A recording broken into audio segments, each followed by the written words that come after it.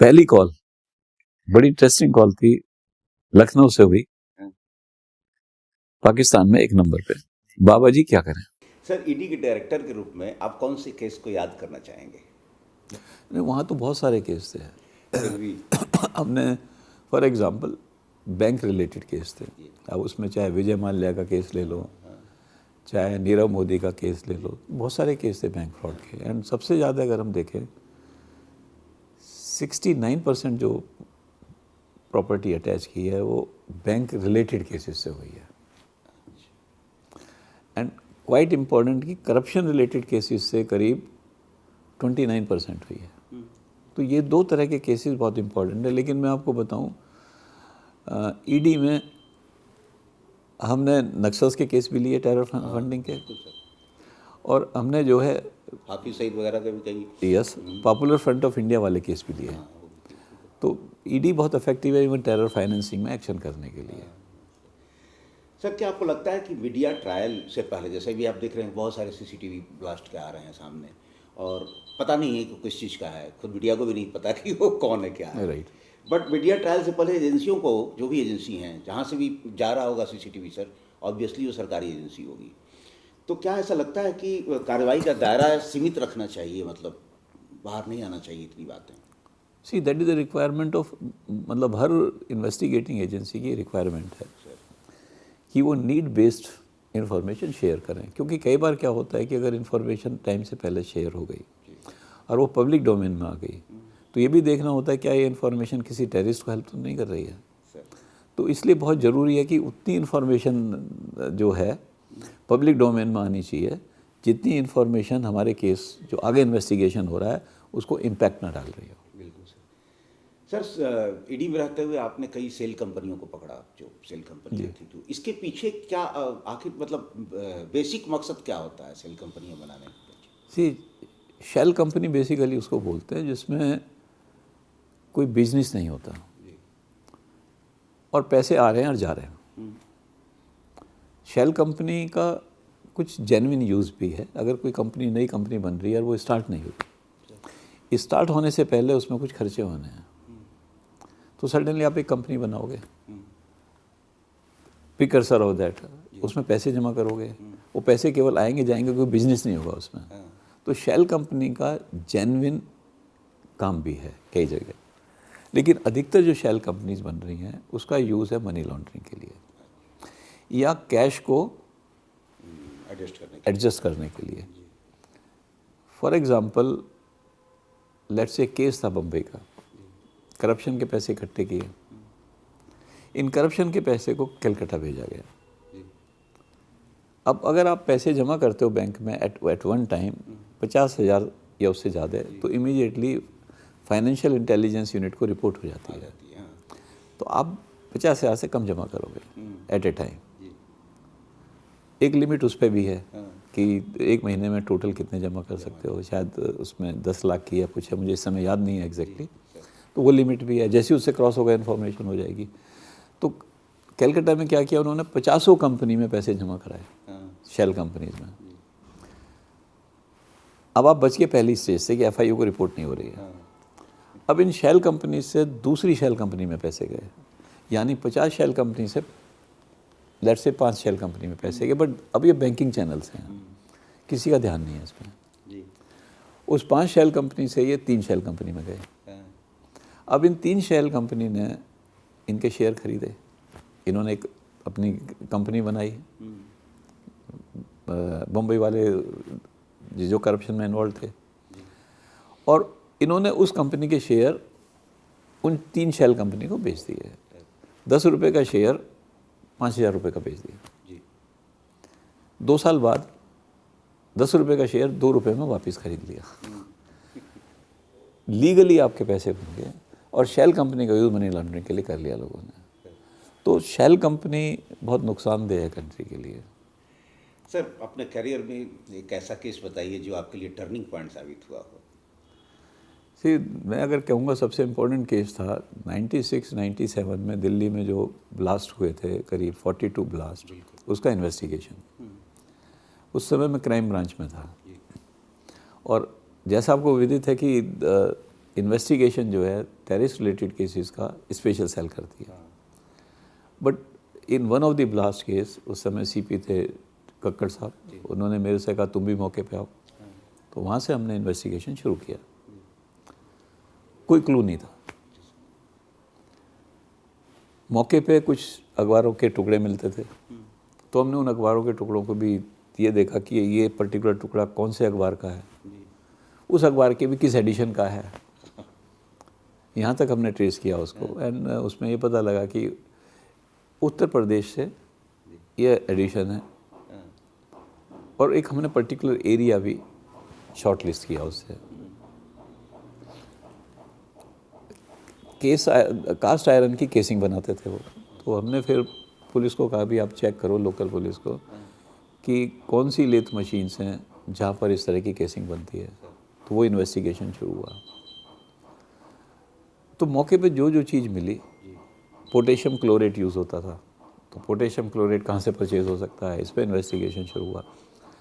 But ultimately कोई clue नहीं था उस केस में, ना तो इंटेलिजेंस एजेंसी से कोई इनपुट आ रहा था, ना ही हमें कोई इनपुट मिल रहा था। तो फिर एक थ्योरी मेरे मन में आई कि ये जो टेररिस्ट है ये ब्लास्ट के बाद अपने आकाओं को पाकिस्तान में रिपोर्ट करता होगा। तो हमने फिर पूरे ऑल ओवर इंडिया का, उस समय एक ही गेटवे था, विदेश संचार निगम लिमिटेड। तो एक थ्योरी मन में आई कि जो टेररिस्ट ब्लास्ट कर रहे हैं वो अपने हैंडलर को या आकाओं को पाकिस्तान में रिपोर्ट करते होंगे ब्लास्ट के बाद।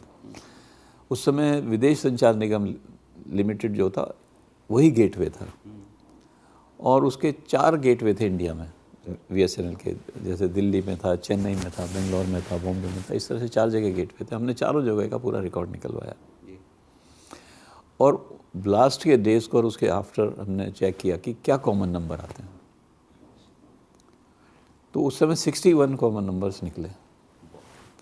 तो उन 61 कॉमन नंबर्स को हमने एनालाइज किया, तो उसमें सिर्फ 48 नंबर जो हैं वो हवाला ऑपरेटर्स के निकले, तो हमने उनको अलग कर दिया। अब बचे 13 नंबर।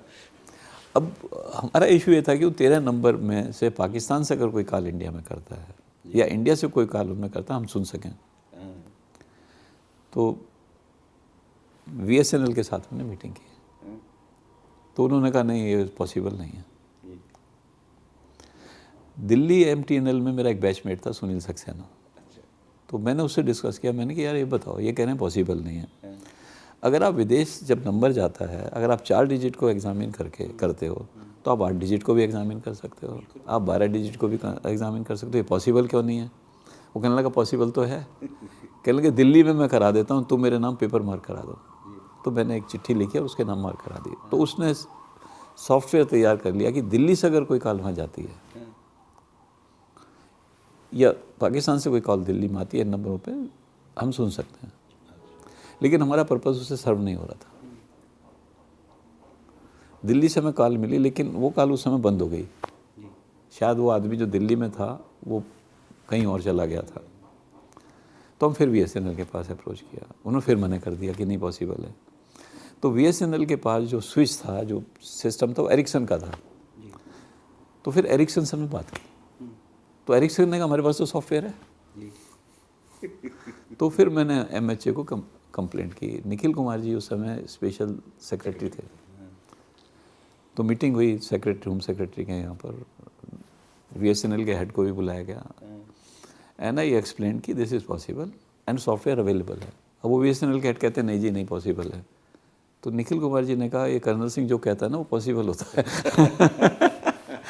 कभी कहते हैं। तो फिर होम सेक्रेटरी नाराज़ हो गए बीएसएनएल चीफ से कि कहते हैं अगर ये पॉसिबल है और आप नहीं कर रहे तो हेड्स विल रोल। तो immediately within a week they purchased the software. पहली कॉल बड़ी इंटरेस्टिंग कॉल थी, लखनऊ से हुई, पाकिस्तान में एक नंबर पे। बाबा जी क्या करें? बाबा जी ने कहा घूमते रहो। बड़ा इंटरेस्टिंग कॉल थी। हमने टीम लखनऊ भेजी, लेकिन लखनऊ में वो लोग नहीं मिले। कुछ दिन बाद कॉल लुधियाना से हुई, सेम कॉल, सेम आवाज़। बाबा जी क्या करें, अब हम लुधियाना में आ गए हैं, घूमते रहो बेटे। इस बार टीम भेजी, हमने उनको स्पॉट कर लिया, उनके ऊपर ट्रेल लगा दी। ये लोग दिल्ली आए, दिल्ली में अल्टीमेटली हमने इनको पकड़ा और एक लड़का और पकड़ा, कामरान नाम का। तो 18 केस हमारे सॉल्व हो गए। अभी रह गए और केस, क्योंकि 42 केस हुए थे। अब 11वां दिन था कामरान के इंटरोगेशन का, और बहुत सारे प्रिंट आउट पड़े थे फ़ोन्स के कि पाकिस्तान को जो कॉल हुई हैं, और वो एक्चुअली वो बाबा जो आइडेंटिफाई किया वो अब्दुल करीम टूंटा था। तो मैं कामरान से बोला कि भाई तुम झूठ बोल रहे हो। कहता नहीं सर मैं सच बोल रहा हूँ। मैंने कहा नहीं तुम झूठ बोल रहे हो, देखो इतने सारे कागज़ पड़े, हमने सब एनालाइज कर लिया, सारे कॉल्स एनालाइज कर लिए, तुम्हारे अलावा अब्दुल करीम टुंडा को कोई कॉल नहीं करता था, तो तुम झूठ बोल रहे हो। वो सोचने लगा, कहता है कि मेरी किसी मौलवी से बात करा दो। हमने उसकी मौलवी से मीटिंग कराई। उसने मौलवी से पूछा जी अगर मैं इनको अपने साथियों के बारे में बता दूं तो क्या ये कुफ्र होगा कुरान के हिसाब से? तो उसने कहा जो तुम कर रहे हो यही गलत है, तुम इनोसेंट आदमियों को मार रहे हो, ये तो कुरान के हिसाब से बिल्कुल गलत है। तो इसने फिर हमें और इन्फॉर्मेशन दी। उस इन्फॉर्मेशन से 27 मॉड्यूल पकड़े गए और सारे केस वर्कआउट हुए। तो ये एक बहुत ही इम्पोर्टेंट केस था। और क्योंकि देखिए टेररिज्म जो सीरियल टेररिज्म है, एक के बाद एक ब्लास्ट होगा, लोग मरेंगे, और पुलिस पे एक बड़ी रिस्पॉन्सिबिलिटी होती है कि कैसे नेक्स्ट ब्लास्ट को रोका जाए। तो ये केस मेरे जीवन का मुझे लगता है कि बड़ा इम्पोर्टेंट केस था। और हमारी टीम ने, जिसमें ACP रविशंकर थे और काफ़ी बड़ी टीम थी, बहुत मेहनत से काम की। और इंटरेस्टिंगली इस केस में शायद 30 लोगों को आउट ऑफ टर्न प्रमोशन मिला था उस साल। रिकॉर्ड ही है सर। Yes. जी। सर एक आखिरी क्वेश्चन कि रिटायरमेंट के इतने साल बाद और इतने साल नौकरी करने के अनुभव की तरफ आप जब देखते हैं तो पहले की पुलिस और अब की पुलिस में क्या फ़र्क पाते हैं? देखो पुलिस तो पुलिस है, हम लोग भी मेहनत करते थे, ये लोग भी मेहनत करते हैं। तो मैं ये नहीं कह सकता कोई हमें पुलिस में कोई नुक्स नज़र आ रहा है, बहुत मेहनत से काम करते हैं। तो यही मैं कहूँगा। टेक्नोलॉजी के हिसाब से technology certainly they know better technology, जितनी नई टेक्नोलॉजी आ रही हैं तो टेक्नोलॉजी का यूज़ करते हैं। Thank you sir. तो ये थे हमारे साथ कर्नल सिंह, जो 1984 बैच के न केवल अफसर रहे बल्कि ईडी में 1975 के बाद पहले IPS अफसर थे जो ईडी के डायरेक्टर बने थे, क्योंकि ईडी में IRS को नियुक्ति दी जाती थी।